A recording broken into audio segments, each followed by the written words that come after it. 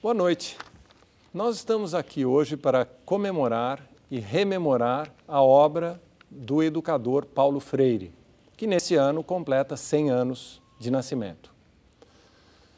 Para falar de Paulo Freire, nós temos aqui duas das principais autoridades no assunto no Brasil hoje, Mário Sérgio Cortella e Sérgio Haddad. Mário Sérgio Cortella é filósofo, escritor, professor e comentarista do Jornal da Cultura, aqui na TV Cultura. Foi secretário municipal de Educação na gestão da prefeita Luísa Erundina, quando sucedeu o educador Paulo Freire no cargo. É autor de vários livros, entre eles Não Nascemos Prontos e A Escola e o Conhecimento, Fundamentos Epistemológicos e Políticos. Sérgio Haddad é educador, doutor em História e Filosofia da Educação pela USP, professor, pesquisador e ativista social. É fundador da ONG Ação Educativa, participou da Comissão Nacional de Alfabetização e Educação de Jovens e Adultos, do Conselho Técnico e Científico da CAPES, entre outras entidades da sociedade civil. E é autor da principal biografia do educador Paulo Freire, o educador, que se chama O Educador, um perfil de Paulo Freire. Senhores, boa noite. Que bom. Boa noite, Leandro. Uma honra tê-los aqui. Paulo Freire tem uma obra tão vasta, provavelmente um dos pensadores brasileiros mais conhecidos e renomados em todo o mundo.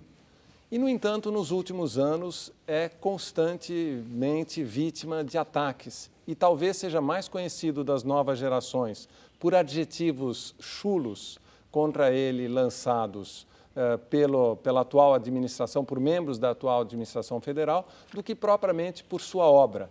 Talvez muita gente nem saiba quem ele foi, mas o associa a alguns adjetivos negativos, o que talvez, segundo nosso comentarista Mário Sérgio Cortella, talvez até o deixasse orgulhoso.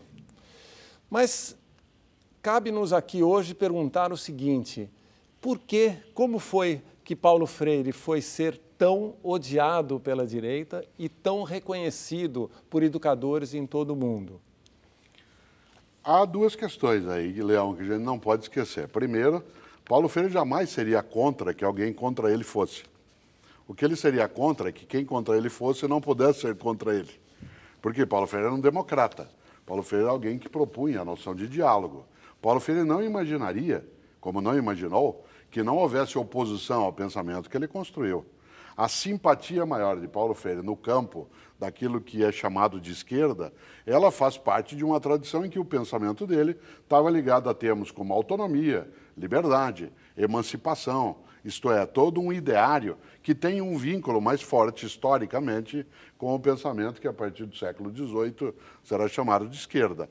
A reação ao pensamento de Freire, ela não se dá apenas por pessoas no campo reacionário ou até conservador. Ela se dá também em outros campos. O Sérgio Haddad conhece bem essa mescla e poderá falar sobre ela, mas Paulo Freire é identificado como sendo um ideólogo do pensamento da esquerda, portanto, de um pensamento que a direita, no sentido político, ela recusa, e isso faz com que haja uma demonização de uma parte do pensamento dele. Evidentemente, ele não estranharia, repito, que houvesse, nos tempos contemporâneos, agora, alguma recusa à concepção. Aliás, se vivo estivesse, talvez ele dissesse: bom, foi para isso que eu escrevi algumas coisas, foi para isso que eu discuti outras, foi para isso que eu sugeri outras, não para gerar unanimidade, porque, dizia ele, educação tem lado. Isto é, não dá para fazer uma educação neutramente colocada como se ela não estivesse numa sociedade com interesses diversos. Se a educação tem lado, e o lado que ele sempre defendeu era o lado da ideia de humanidade, da igualdade, da fraternidade, se ela tem lado, quem tem algum tipo de antipatia com o lado que ele coloca, sem dúvida, por ele teria, como tem, antipatia.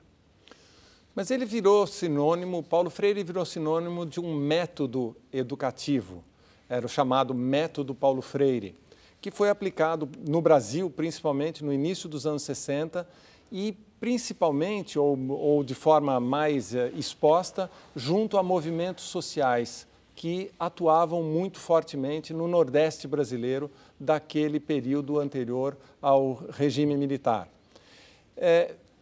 Professor Sérgio Haddad, esse método Paulo Freire tinha algo do ponto de vista da concepção cognitiva ou educacional revolucionário ou era um método conservador que, no entanto, aplicava conteúdos e palavras mais concretas da vida dos adultos analfabetos que ele educava?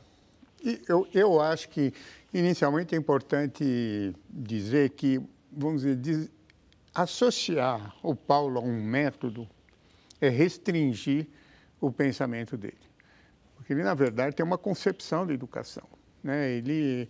Ele é um filósofo da educação, ele pensa a educação de uma maneira muito mais ampla.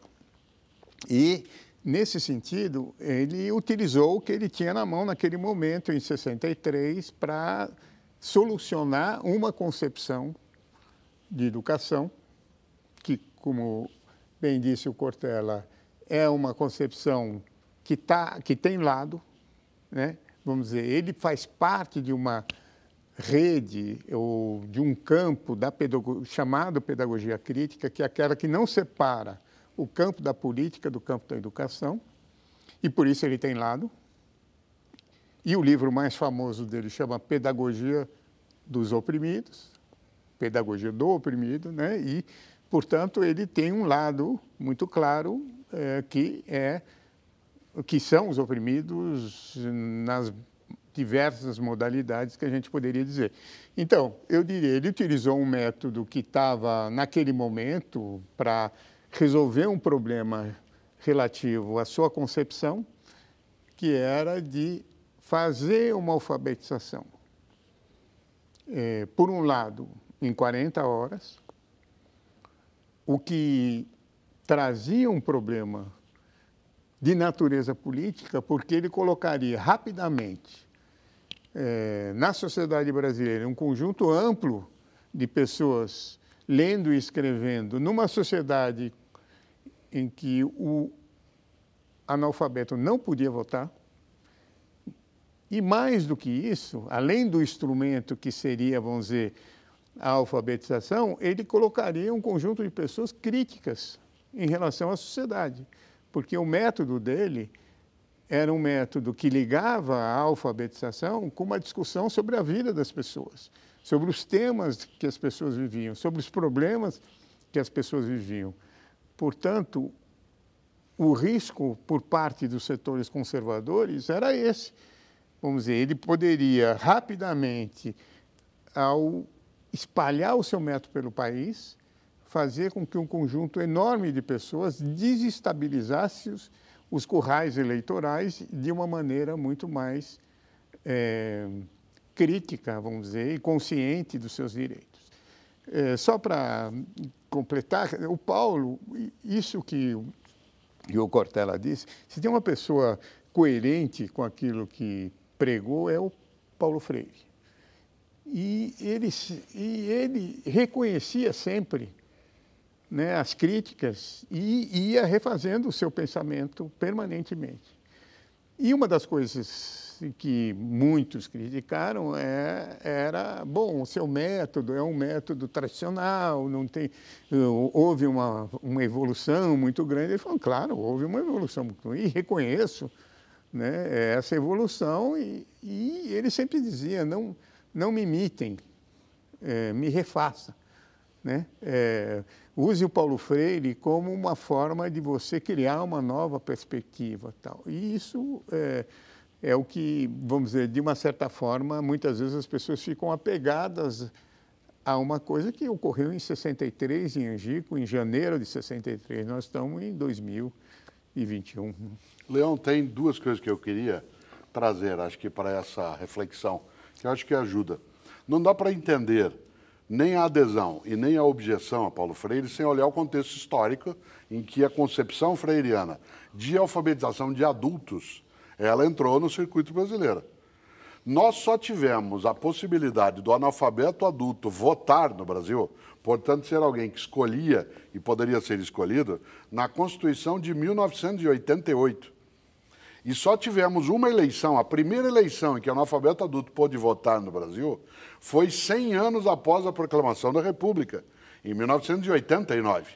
A forma de exclusão Claro, era... a forma de exclusão, quando da abolição formal da escravatura em 1888, a primeira ação na sequência da legislação foi retirar da possibilidade do voto o analfabeto. Evidentemente, a grande massa de escravizados acabou sendo excluída nessa condição. Durante o período republicano, até 1988, ou o analfabeto não poderia ser alguém que votava e era votado, ou, num período da República Velha, era o voto censitário, por renda, o que dava aí uma óbvia consequência. Por que eu estou dizendo isso? Quando Paulo Freire vai fazer o trabalho de alfabetização nos anos 1960, Sérgio Haddad escreveu sobre isso, Ana Maria Araújo Freire, viúva dele, escreveu sobre isso, Moacir Gadotti escreveu sobre isso, que são também biógrafos, né, dentro daquilo que ele fez. Ele, Paulo Freire, estava, num primeiro momento, em atividade junto ao Serviço Social da Indústria. Né? Um dos primeiros trabalhos dele foi ligado ao SESI, antes da experiência de Angicos. Para aprimoramento da mão de da obra, educação, assim. né, da educação em geral. Uma coisa é a educação de crianças e a alfabetização de crianças. O método, no sentido técnico, de procedimento, tem um caminho.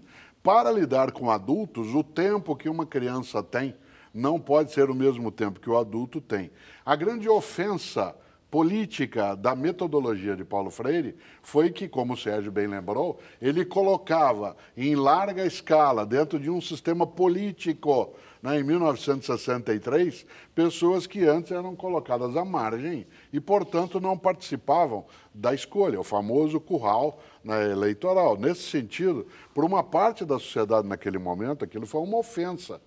Tal como mais tarde no Brasil, 30 anos depois, passou a ser ofensa colocar pobre em aeroporto, colocar, né, na universidade, né, fazer viagem de cruzeiro. Então, esse tipo de reação, o que não significa, eu concluo, o que não significa que Paulo Freire seja imune à observação, à crítica, ao debate. Nem ele achava isso, como o Sérgio lembrava agora. Seria tolo, né, supor. E quando o Sérgio fala que Paulo Freire fazia uma vinculação entre educação e política, política aí não é sinônimo de partido, é sinônimo de ação social. Isto é, toda ação no campo da educação tem um reflexo na vida coletiva e toda ação na vida coletiva tem um reflexo na educação. Partido é um pedaço, né, da política. Paulo Freire, inclusive, fez uma trajetória imensa no Brasil e o único momento que ele fez uma filiação partidária é quando ele já estava retornado ao Brasil, né, depois do exílio. Portanto, não dá para fazer uma mescla dessa... Paulo Freire era comunista, dizem alguns. Nunca foi. Paulo Freire era marxista, usou parte do referencial, mas ele era mais um marxiano, isto é, um estudioso, reconhecia valor. Paulo Freire era ateu, de maneira alguma. Né? Então, há alguns epítetos que pululam, né, no universo a Paulo Freire que não necessariamente corresponde. O que dá para falar de verdade? Que parte do método, como o Sérgio lembrou, podia ter marcas conservadoras, e você falava isso, que para aquele momento era adequado, que algumas coisas avançaram depois no campo da linguística, e assim por diante. Agora, o restante, um pouco, não é delírio, às vezes é imaginação, em outros momentos é má fé. Deixa eu só perguntar, então, esclarecer esses dados. Não era ateu, era católico? Cristão. Cristão de formação, a mãe dele era uma pessoa extremamente cristã, né? Paulo Freire tem uma formação cristã, foi formado dentro do catolicismo romano, depois tinha as convicções dele, né, na família. O pai de Paulo Freire era militar, né, foi da polícia, foi oficial da Polícia Militar de Pernambuco, foi do Exército Brasileiro antes, portanto, tinha uma formação marcada. Não sei se dá para dizer que Paulo Freire era espírita, dá, Sérgio? Não, ele não seguiu, o pai era espírita. Agora, o Paulo sempre disse que ele era um homem de fé, ele não era um religioso. Entendi. Ele era um homem de fé. Ele disse, eu nunca precisei provar para mim mesmo a minha crença em Deus. E ele teve, inclusive, uma polêmica com o Darcy Ribeiro, porque o Darcy Ribeiro falou, tudo que eu estudei na vida foi para tentar comprovar alguma coisa em relação à minha fé, à minha crença em Deus, etc. E nunca consegui. E o Paulo dizia, eu nunca precisei provar. Aliás, os dois, muito amigos, Darcy Ribeiro e Paulo Freire, faleceram no mesmo ano. Darcy Ribeiro em fevereiro de 1997 e Paulo Freire no dia 2 de maio de 1997, mas eles foram muito próximos. Quando Paulo Freire, sendo secretário de Educação na cidade de São Paulo, ele fez a sua transição para fora da secretaria, e no caso, dentro da equipe que ele formou, eu assumi como secretário, a transição de posse, entre aspas, foi no Teatro Municipal de São Paulo, no palco do teatro, né? Nele estava, inclusive, ao lado da prefeita, na época, Luiz Erundina, o Darcy Ribeiro, né? E o Paulo Freire. Isso significa que aqueles dois caminharam por muito tempo, inclusive tiveram atividades no exílio, né, em conjunto. E Darcy era muito amado por Paulo Freire e vice-versa. Mas eles não tinham pensamentos idênticos o tempo todo. Agora, você mencionou o Darcy, então eu vou antecipar uma pergunta que eu faria mais para frente. Mas o Darcy tinha a convicção, o Darcy que era ministro da Educação que foi ministro da Educação antes do golpe de 64, quando o Paulo Freire teve a sua atuação em alfabetização de adultos no Nordeste. Então, vamos dizer, essa sintonia já vinha de antes do regime militar.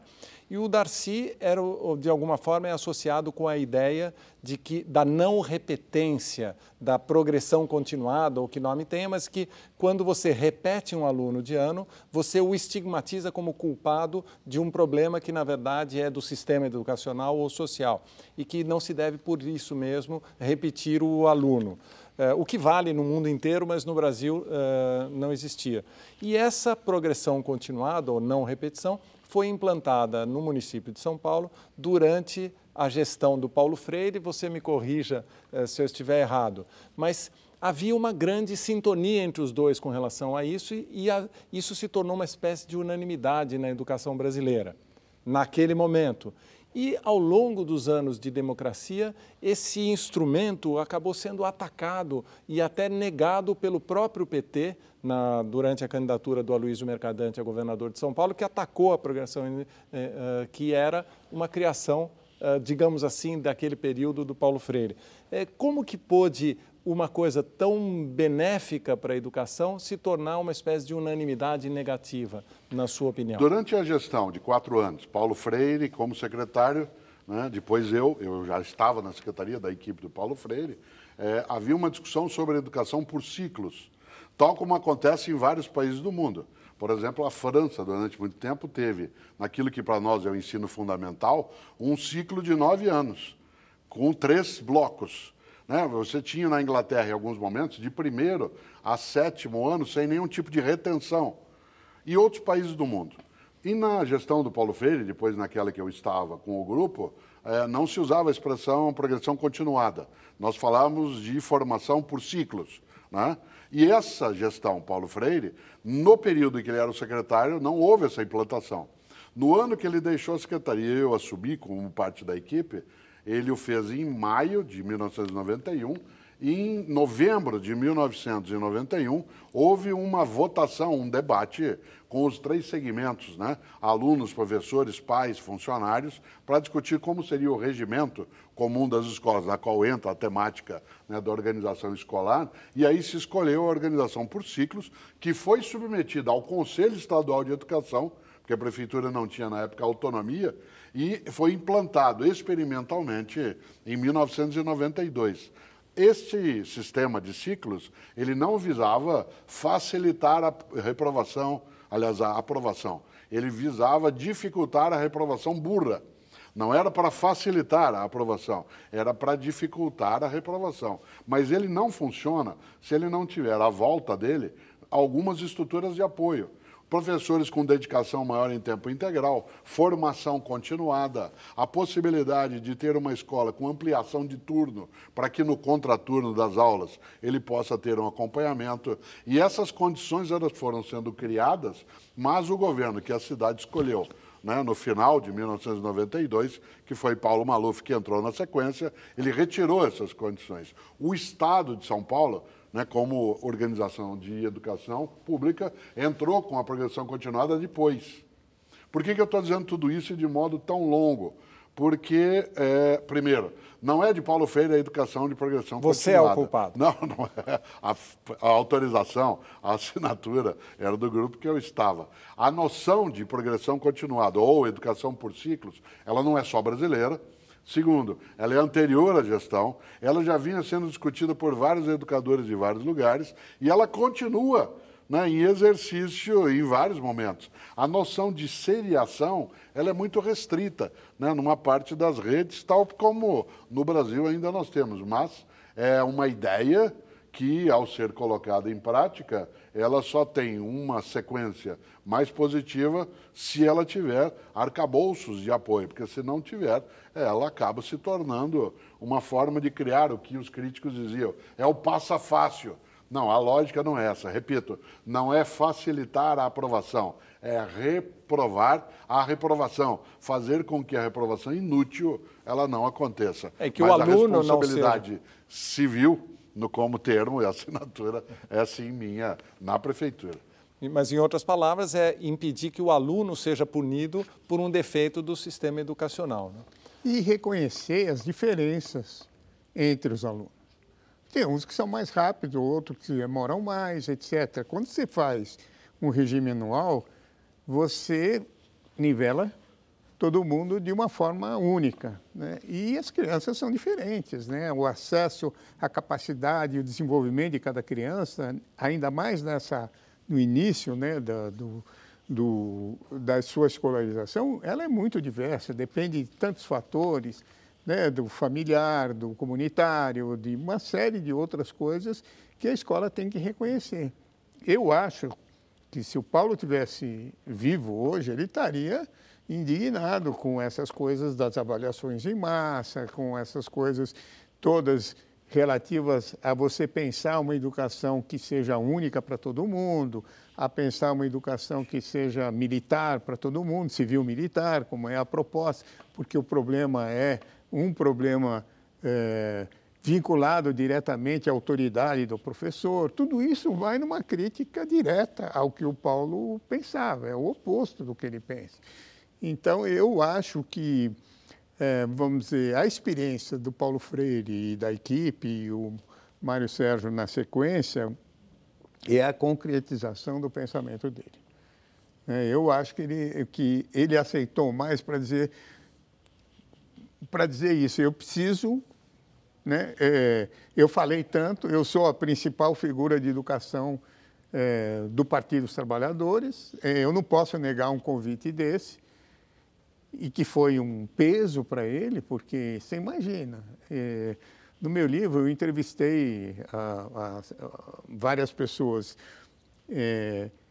e uma delas conheceu muito o Paulo em Genebra, onde ele ficava, tinha a secretaria dele. E ele dizia o seguinte, que a secretária dele estava acostumada de manhã a receber os convites desta parte do mundo.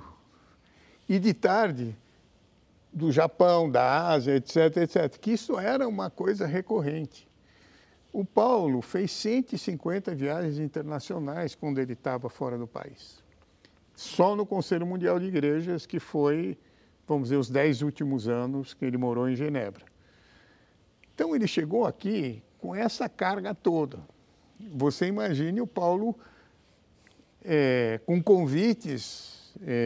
A secretária aqui no Brasil dizia que respondia cartas, uma quantidade de 50 cartas por semana. Dizendo não enquanto era secretário. Mas de tudo. Não, isso antes. Você imagine ele assumindo a Secretaria de Educação, e ele até conta isso, né, que nas primeiras semanas ele teve que assinar uma quantidade desse tamanho de processo, um dele que foi de uma professora que pediu para reconhecer o afastamento dela por questão de doença, já tinha passado por não sei quantos estágios e ele precisava assinar uma coisa dessa. Então, você imagine uma pessoa do tamanho do Paulo Freire, né, limitado aos problemas burocráticos de uma Secretaria de Educação, como é no município de São Paulo. Ele mudou muito isso, a equipe ajudou muito isso. Mas eu acho, certamente o Mário Sérgio tem essa melhor percepção que a minha. Eu entendi que ele tinha que dar uma resposta à sociedade brasileira nesse sentido de falar, bom, eu vou fazer uma gestão que pudesse ser coerente com o meu pensamento e, de fato, eu, particularmente, aí já no lado não de biógrafo, mas de educador, acho que o que ele fez é uma marca, e o que a equipe fez é uma marca que permaneceu e até hoje é referência, né? Tem vários livros publicados, etc, etc. Agora, não tem um pedaço disso que você levantou que vale a gente repensar um pouco. Quando se fala, por exemplo, de seriação, né? Quando se fala da ideia de você não fazer a retenção anual, mas fazê-la de um modo mais organizado, nós temos que pensar dois elementos. Primeiro, uma escola em que a nota funciona apenas como ameaça disciplinar e, portanto, a ideia de registro, da notificação, da retenção, ela funcione como uma advertência. E é isso que encantaria para que se aprendesse. Eu sempre brinco que se isso funcionasse, ou seja, se resultasse em algo concreto, você ameaçar, punir, etc., inclusive com a retenção, as penitenciárias seriam centros de excelência, certo? Claro. Segundo, né, onde você tem toda uma estrutura. Segundo, pode até parecer, né, algo estranho, mas há na educação uma discussão que traz, Leão, um tema. Quando você fala em fracasso escolar, quase sempre se responsabiliza o aluno. Quando você fala em fracasso hospitalar, dificilmente você vai, com todo bom senso, dizer que o paciente pereceu dentro de uma unidade hospitalar por responsabilidade dele. Mas na área de escola há uma oscilação. Há tempos em que se diz, é o aluno que não quer estudar, eles não querem saber de nada. No outro momento, assim, a família que não cuida, essa família não dá disciplina, vamos trazer uma estrutura muito mais cívica dentro. A outra é, os professores não estão interessados, não há compromisso. Esse tipo de miolo misturado, ele não traz a solução, porque a solução vem quando você lembra que as três questões elas se entrecruzam. E, nesse sentido, né, o trabalho de Paulo Freire era um trabalho que fazia com que a gente prestasse atenção no conjunto dos fatores educacionais escolares, e não apenas ficar olhando aquilo que estava em sala de aula, quase como tendo que retirar as paredes. Quando você mencionou Darcy Ribeiro, quando ele projetou a ideia do CIEPS, né, no Rio de Janeiro, no governo Brizola, né, em que ele era o vice-governador, né, ele chegou a fazer mesmo o projeto de escola sem paredes, as salas abertas para o mundo. Né? Nesse sentido, Paulo Freire e ele tiveram ali alguns tipos de sintonia, mas em relação, né, ao modo de ação, né, que se coloca, a presença de Paulo Freire é muito curiosa. Muitas vezes a teoria freiriana é usada em estruturas mais conservadoras por conta do aporte dialógico, dele propor uma pedagogia do diálogo. Né? Você tem alguns países no mundo em que a concepção de Freire entra, né, dentro do trabalho escolar para exaltar o diálogo e não necessariamente o foco da conexão entre vida política, né, e vida educacional. Então você não tem um uso único, né? Ele é quase multiuso. E há um lugar onde ele é menos, não é que ele é menos usado, né? Ele é menos apreciado do que em outros, como até saboreio, né, no cotidiano. E a educação diz assim, Paulo Freire é responsável pelo fracasso da educação brasileira. Ele saiu daqui em 1964, quando ele estava com um projeto original, inicial, e ficou 15 anos no exílio. Quando ele voltou, ele não exerceu nenhuma atividade de natureza de gestão pública. Nunca foi ministro da Educação. O único cargo que ele exerceu foi por 2 anos e 3 meses como secretário municipal de Educação da capital paulista. Dizer que ele é o responsável por algo do qual ele não participou é, no mínimo, para usar a expressão no mínimo, que sempre pega bem, é no mínimo... Bizarro. Bizarro. Uhum. Inclusive tem uma entrevista que foi feita, eu até cito também no meu livro, logo no começo, logo que ele chegou, uma das questões que foram feitas para ele foi, escuta, se o teu método é tão bom, falando do método, por que ainda tem tanto analfabeto no Brasil? E ele responde, mas o problema do analfabetismo não é de método, é de decisão política.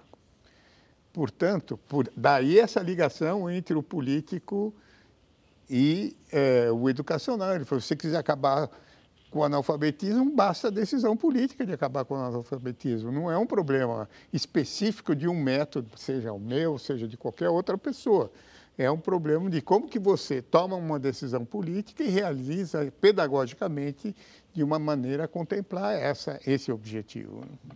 Agora, Sérgio, no período, buscando na biografia algumas informações, quer dizer, ele sai do Brasil em 64, volta em 1980, digamos assim, 16 anos fora do Brasil. Qual foi a trajetória desses 16 anos? O primeiro, o Paulo Freire, ele foi preso no país em 64, por 40 dias, em Recife, e já havia uma tensão muito grande por parte da família dele e dos amigos, no sentido dele ir embora. Nesse sentido, é interessante e lembrar uma coisa, nós estávamos falando de Angicos, a última aula, Angicos, Rio Grande do Norte, né, convidado pelo Aloysio Maranhão, que era um governador conservador, né, com dinheiro da Aliança para o Progresso, veja as contradições, o Paulo aceita, vai. Aliança para o Progresso, que era financiada pelo capital internacional para criar uma oposição. No governo John Kennedy, né? Para aumentar, tinha como consequência aumentar a oposição aqui interna. Né? E ampliar, vamos dizer, de combater, de uma certa forma, essa tendência comunista que a América Latina vinha de uma certa forma desenvolvendo, depois de Cuba, etc. Então foi um grande problema norte-americano para, vamos dizer, segurar, ter uma presença norte-americana e financiar, portanto, várias coisas, entre outras... Educação popular. Educação popular. Foi aqui, foi no Chile, foi em vários lugares. Eu estou voltando isso para você perceber um pouco como o Paulo já criava lá uma oposição dos setores conservadores. Na última aula, que foi dada pelo Jango, o governador que tinha interesses políticos em divulgar a experiência, etc., convida o presidente da República, o Jango, para dar a última aula. E lá tinha vários convidados, inclusive o chefe da região militar, que nada mais, nada menos era o Castelo Branco. E o Castelo Branco comenta com os jornalistas lá o seguinte: estão criando cascavéis no nordeste desse país. E ele assume como primeiro presidente militar e logo, evidentemente, como se explica que um programa de alfabetização, uma pessoa pode ser procurada, perseguida justamente por um programa de alfabetização. E vai cair no Paulo. Bom, no final do ano, ele viaja para o Rio de Janeiro para responder a uma CPI militar, aproveita e entra na Embaixada da Bolívia. E viaja para a Bolívia.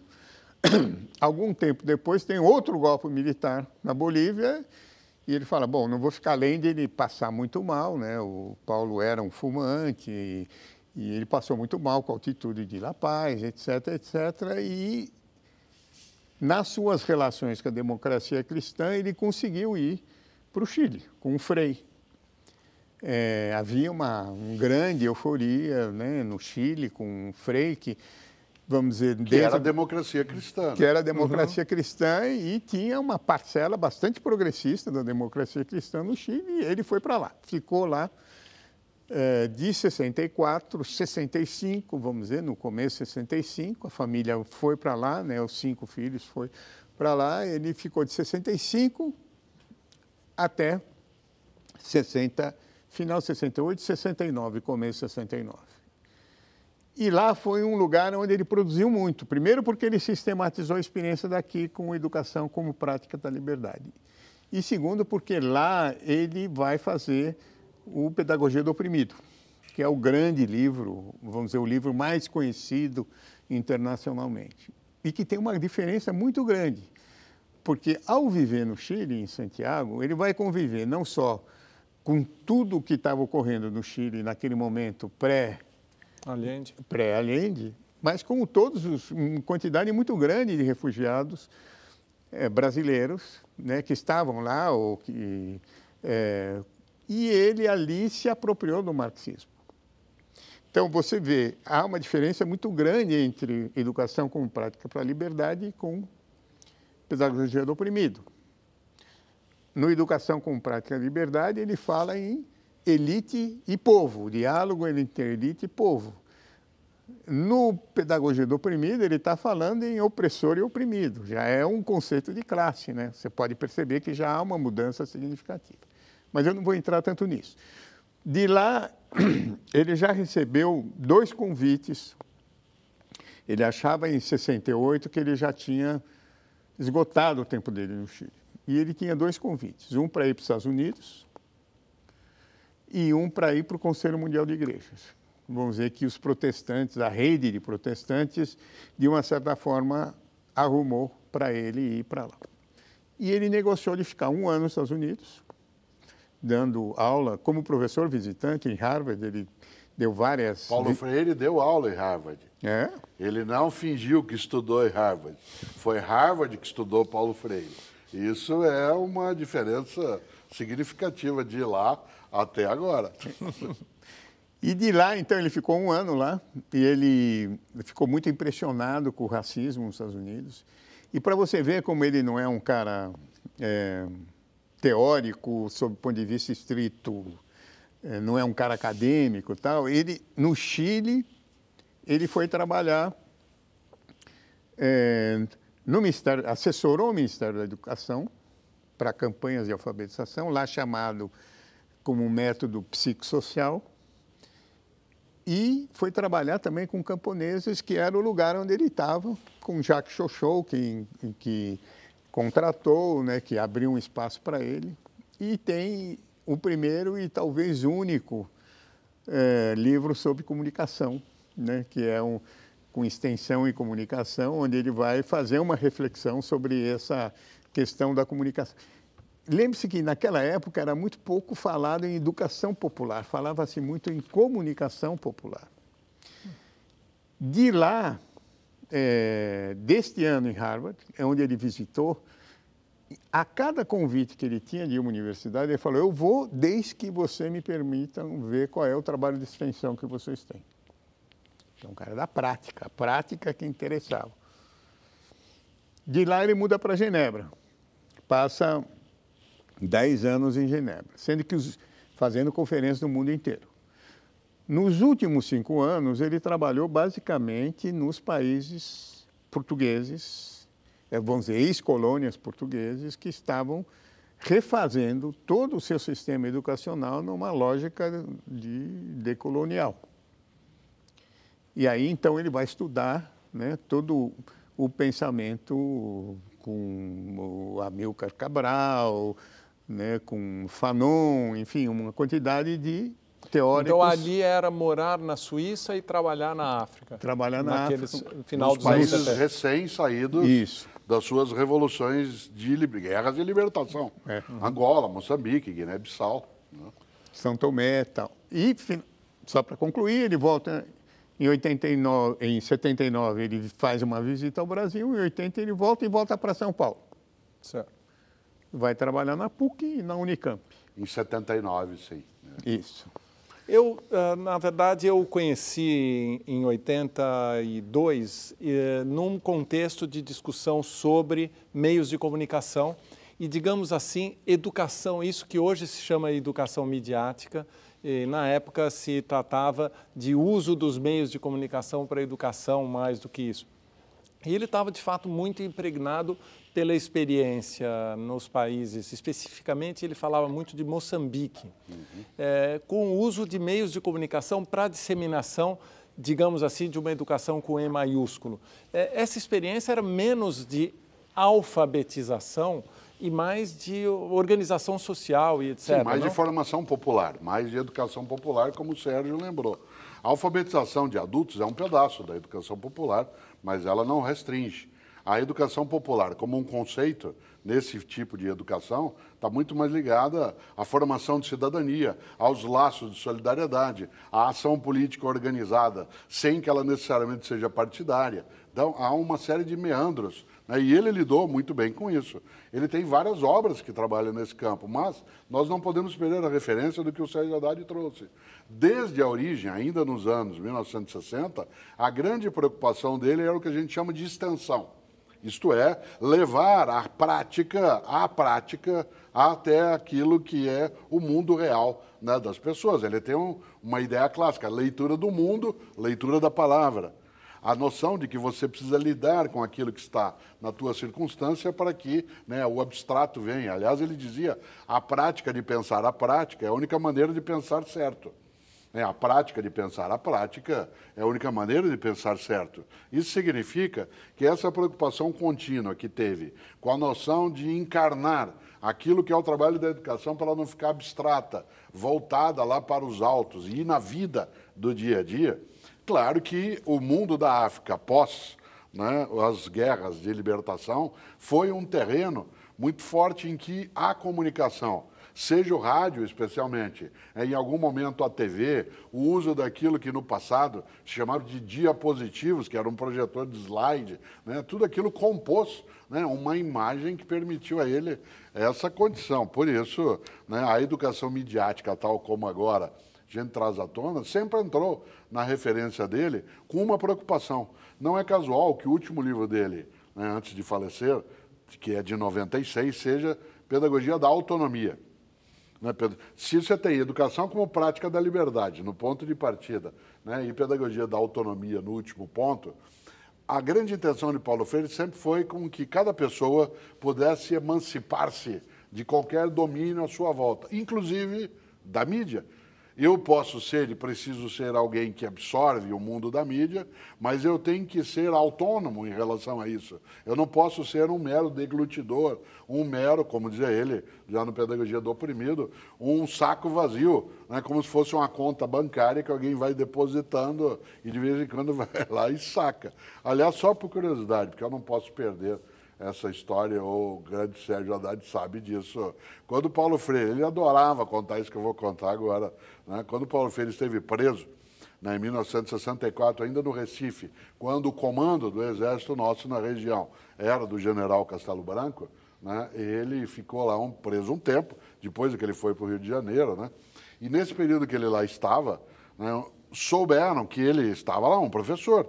Né, parte daqueles que lidavam quase entre sargentos, né, e tenentes souberam que Paulo Freire lá estava e souberam que ele era um especialista em educação de adultos, em alfabetização de adultos. E ele dizia que um dia, um tenente, acho, ou um capitão, não me lembro, chegou para ele e disse assim, professor, a gente soube que o senhor é um especialista em educação, alfabetização de adultos, a gente tem vários recrutos aqui que não são alfabetizados, o senhor não podia alfabetizá-lo, dado que o senhor vai ficar um tempo aqui preso.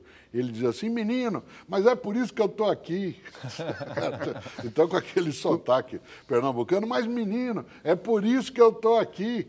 Então, eu não sei se ele te contou isso em algum momento, né, nos relatos, ou se isso tinha só, né, ou seja, uma marca assim de folclore dele, mas ele adorava contar isso. Ele contava isso mesmo. Uma coisa, é um parênteses, mas importante.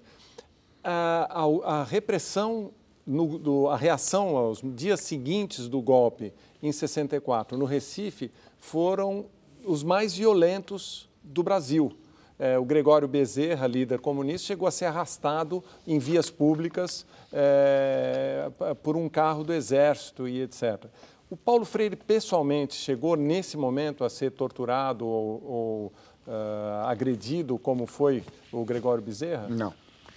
Nos vários depoimentos dele em relação a isso, primeiro ele estava em Brasília quando teve o golpe. E ele ficou um tempo lá. Ele mandou os filhos para Recife e ele e a esposa, a Elza, lá em Brasília durante um tempo. Quando a coisa acalmou, ele perguntou, fez os contatos para ver se ele poderia voltar. Ele voltou. E em um certo momento ele foi chamado a dar explicações e ficou um primeiro momento preso. Depois soltaram, alguns dias depois voltaram a pegá-lo, ele ficou preso novamente, num total de em torno de 40 dias. E o que ele diz é o seguinte, que ele, vamos dizer, o momento em que ele sentiu que houve, vamos dizer, uma violência, sob o ponto de vista de uma tortura, vamos dizer, foi o fato dele ficar numa solitária.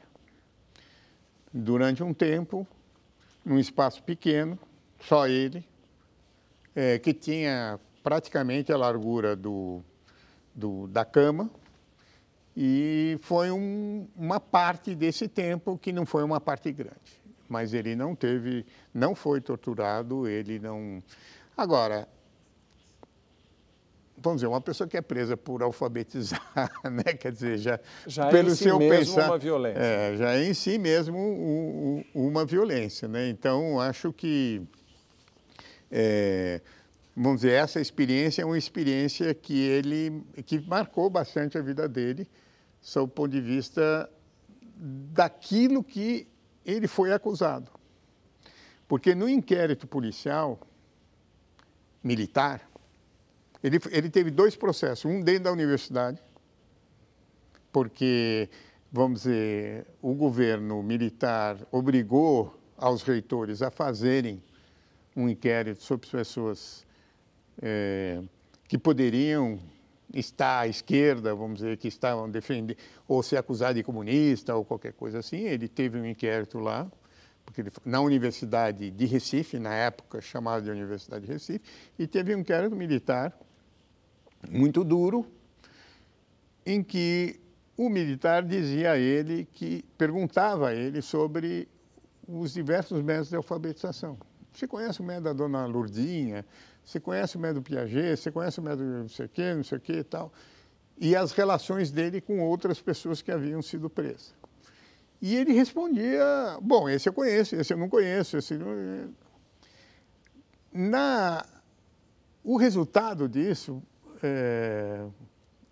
a decisão sobre esse inquérito, foi que o Paulo era uma pessoa ignorante, porque ele não conhecia uma quantidade. Inclusive perguntaram para ele sobre o método de alfabetização do Exército nos Estados Unidos. Então, que ele era ignorante, que ele não sabia uma série de coisas, e que ele era um agente russo, né, infiltrado na universidade para fazer, vamos dizer, uma pregação política através de um método de alfabetização. Isso, e mais do que isso, que utilizou a passagem que foi dada a ele para ir ao Rio fazer um inquérito militar no Rio de Janeiro, um outro inquérito militar no Rio de Janeiro, pegou essa passagem e de lá fugiu do Brasil. Então, essas foram as acusações. Ele nunca teve passaporte. Ele passou todos os anos fora sem passaporte. Quer dizer, ele saiu com a carteira de identidade e teve uma dificuldade enorme para viajar, essas 150 viagens, etc.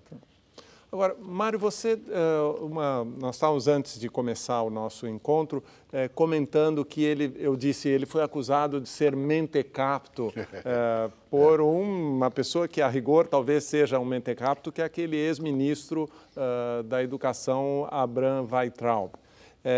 E você me corrigiu. Me disse, não, ele não foi mentecapto que o mentecapto disse do Paulo Freire. Como é que foi esse episódio? Então, várias vezes, claro, as pessoas que são contrárias, você pode ter gente que é contrária ao ideário de Paulo Freire, com substância, dizendo que ele está equivocado, talvez não seja desse modo, há uma outra perspectiva, isso é absolutamente respeitável.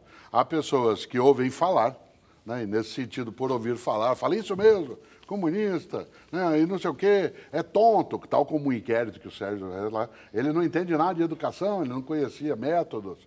E uma vez, né, um determinado, que não precisa de fama, né, disse que Paulo Freire era energúmeno. Energúmeno, no sentido que mais usualmente se tem nos tempos atuais, de que energúmeno é uma pessoa tola, tonta. Mas a noção original de energúmeno, né, no grego antigo, energúmeno era uma pessoa cheia de energia, lotado de energia, era aquela pessoa que a gente diria altamente animada, cheia de iniciativa.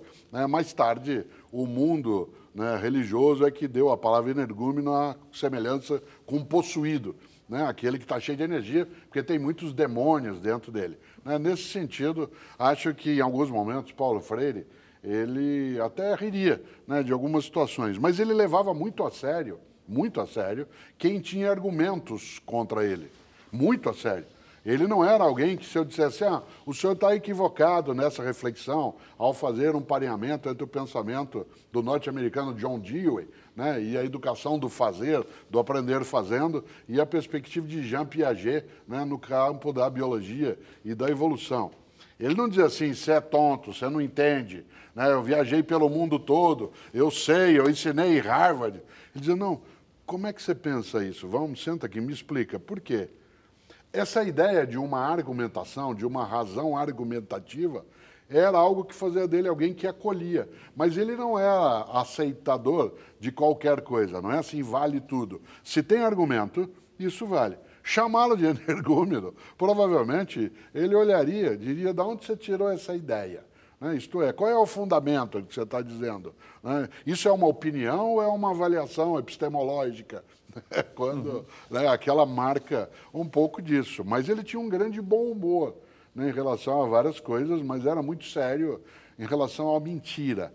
Paulo Freire era uma pessoa que não admitia a ideia de mentira. Por exemplo, eu, quando ele era secretário de Educação, a equipe que com ele estava, da qual eu também fazia parte, eu fui secretário adjunto com ele também, né? Ele era um chefe, digamos que ele era a autoridade, ele era um chefe implacável em relação à organização, à coerência, né? À atitude metodológica, mas ele jamais aceitava que a gente não tivesse atenção à negligência, nunca admitiu a negligência. Né, que a gente achasse que não tinha que prestar atenção só porque essa pessoa era alguém que estava fazendo uma reclamação. Paulo Freire fazia uma coisa, Leão, que eu nunca consegui absorver como ensinamento. Ele prestava atenção nas pessoas que estavam falando com ele, de modo sincero. Eu sempre conto isso. Quando alguém estava falando com ele, claro que nos tempos pandêmicos ele não poderia fazê-lo, se cá estivesse, ele tinha o hábito de pôr a mão de leve no ombro da pessoa, e enquanto ela falava, ele ouvia. Uma autoridade pública, como era o caso dele como secretário, quando você está andando no meio de uma população, numa região da cidade, é muito abordado.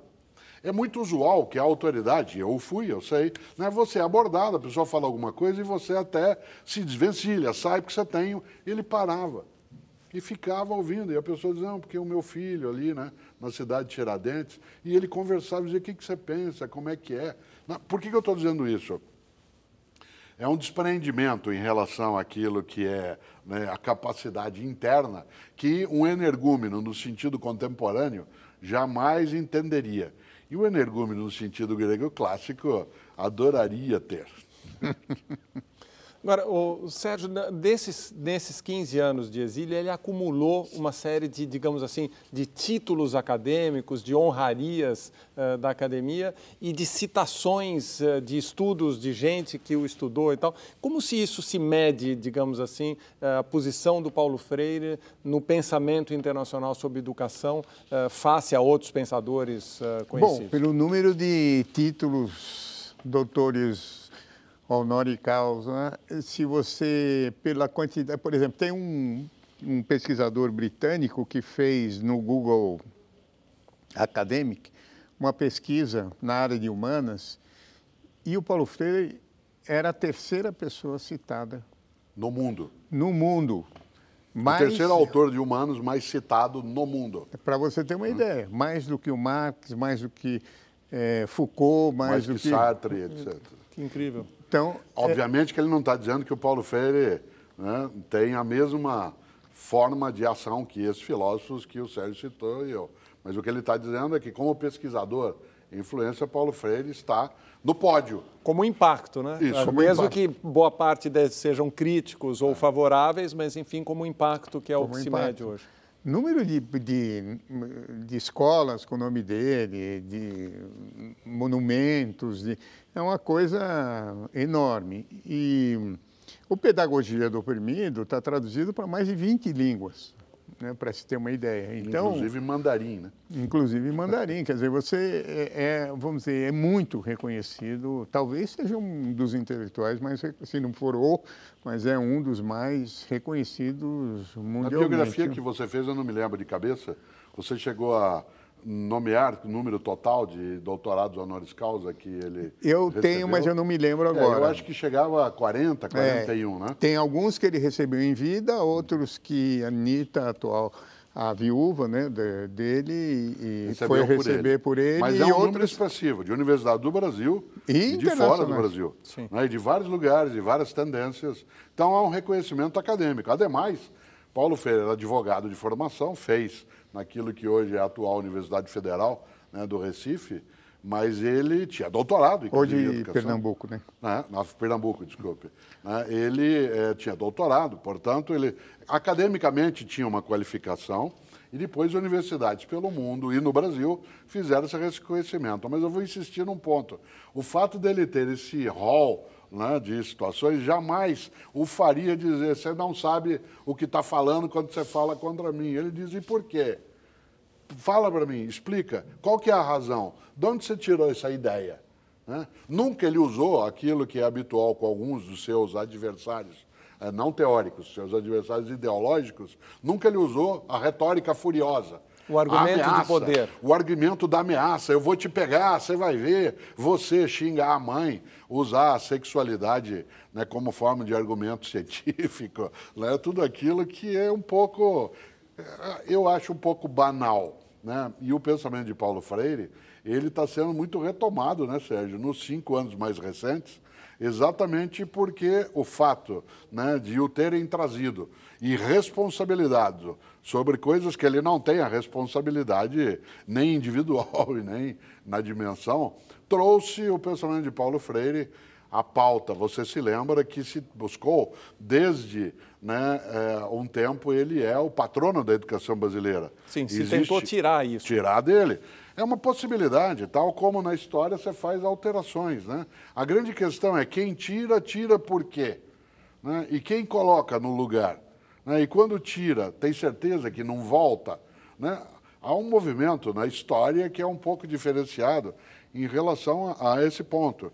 E, claro, né, desqualificá-la como patrono da educação brasileira, se nós olhamos aquilo que o Sérgio levantou também na biografia, o rol de títulos, o reconhecimento internacional, a influência dele como capacidade teórica de filósofo da educação, sim, ele tem isso como honradez. Poderia ser Anísio Teixeira, poderia ser Fernando de Azevedo, né? Poderiam ser outros educadores, Florestan Fernandes, sim, mas Paulo Freire é aquele que agregou um número maior, né, de láureas em relação a isso, e aí sim se poderia colocar. Agora, será que ele merece?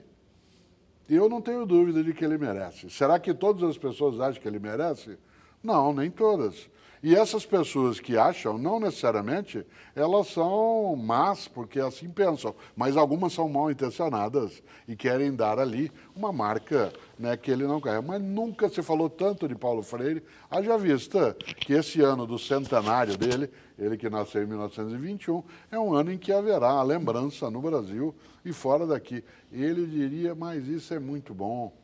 Você sabe que ele falava em inglês com sotaque pernambucano, apesar de ter ficado, né, no exílio durante muito tempo, ele nunca perdeu o sotaque de Pernambuco, o jeito, né, de falar ali do Recife, da Casa Amarela, onde ele foi criado.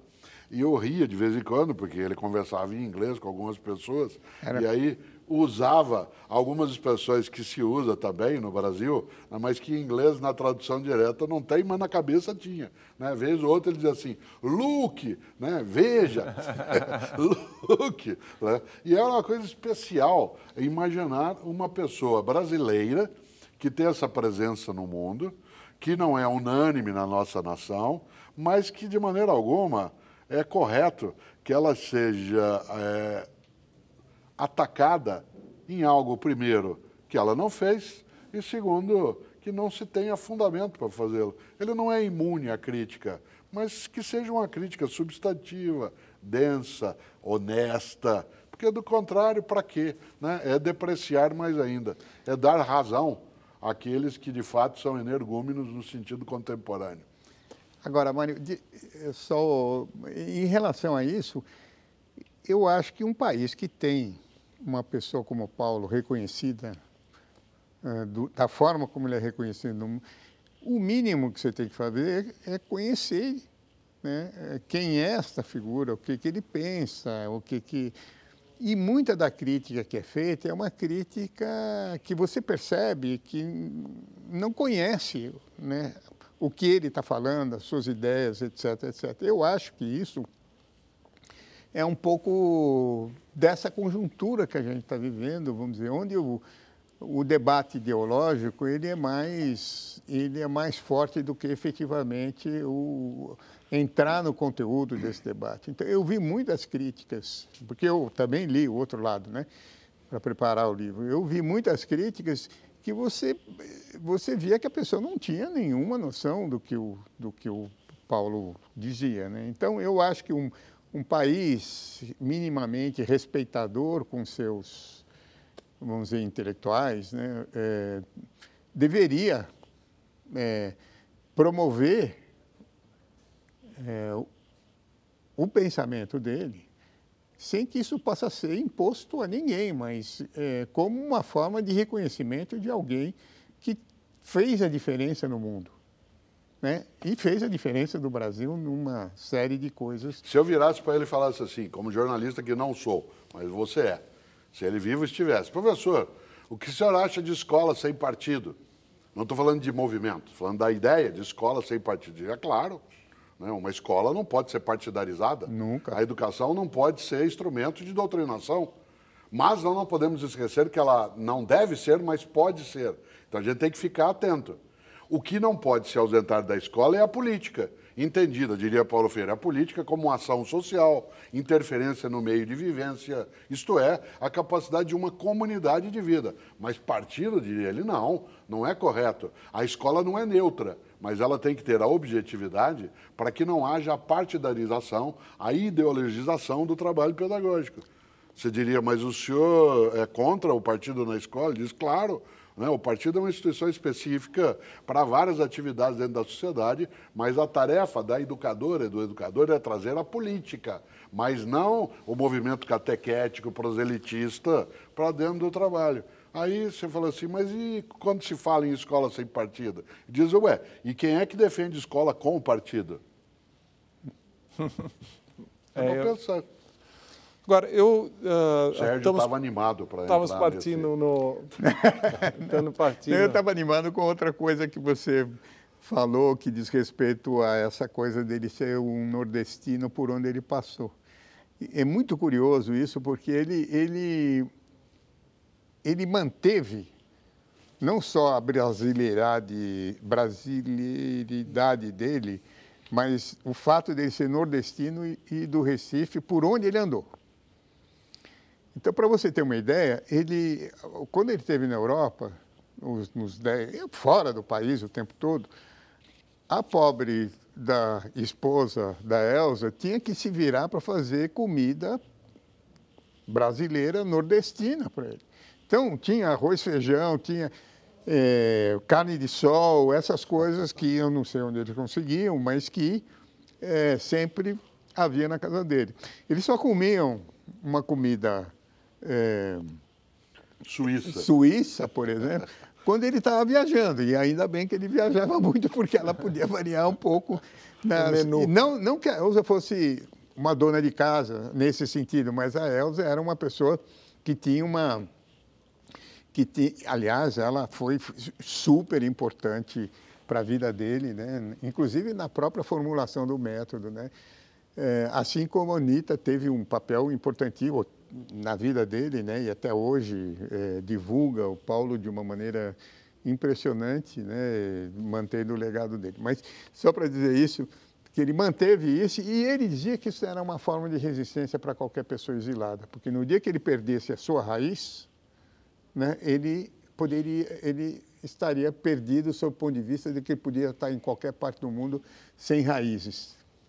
Muito interessante. Muito interessante. Isso é a essência propriamente do ser exilado, né? Aquela pessoa que leva consigo a memória e a essência. E para você ter uma ideia, todo mundo que o visitava na Suíça, ele pedia para levar alguma coisa do Brasil. E várias vezes, né, uma professora do Recife, que era muito amiga dele, Silke Weber, que viajava para Recife, etc., de Recife para lá, encontrava com ele e falava, mas Paulo, você pede queijo de coalho morando na Suíça? Você me pede chocolate do Brasil morando na Suíça? Ele tinha que levar sonho de valsa para lá como se fosse um grande chocolate, porque ele mantinha determinadas coisas como uma forma de resistência.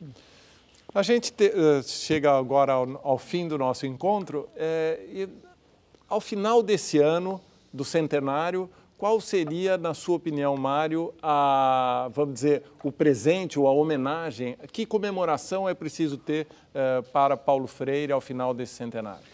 Leon, lembro sempre que comemorar é lembrar junto. Comemorar, você lembra junto.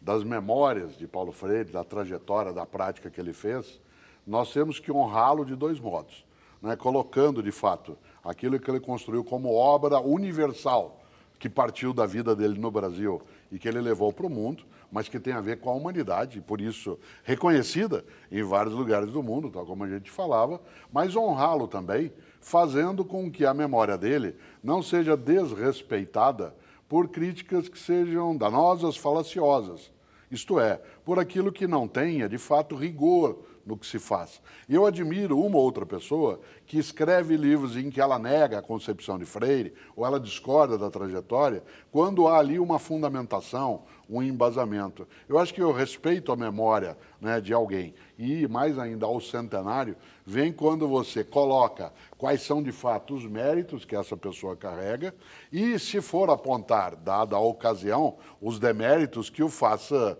né, com honestidade.